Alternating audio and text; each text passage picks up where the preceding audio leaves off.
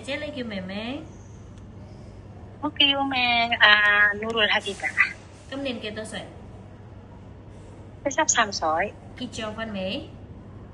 結咗啦，有冇小朋友？結咗婚啦， OK，有啊，有嘅。一個小朋友，係啦，你幾高啊？嘅個個150，係。係。咁姐姐你之前係邊度做嘢啊？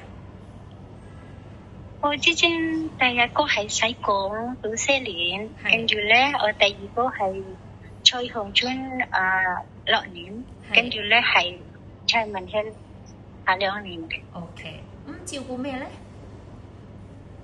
第一個係照顧寶寶嘅，第二個照顧寶寶都係93，係。第三個都係照顧寶寶101哇，OK。歲。咁 OK，咁老人家咧健唔健康啊？而家先好健康，係。係啦。咁你有冇試過幫照顧老人家拖輪椅啊、換尿片啊嗰啲啊？係啊，有嘅。係啊，有啊，哦。係有啊。咁你識唔識煮中國菜？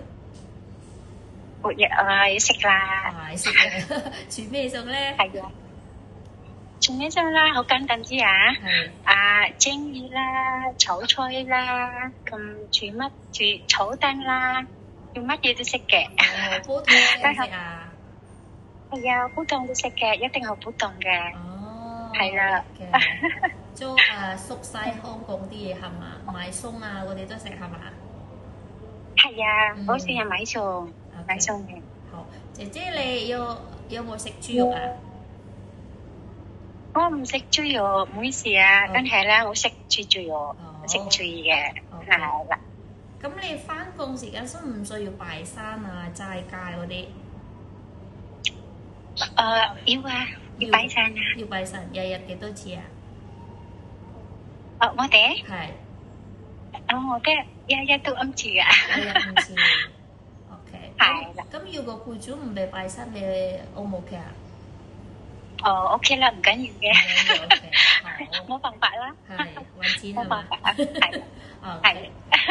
姐姐，我想問嘢，你有冇食煙？食煙？冇嘅。OK，有冇飲酒？冇啊。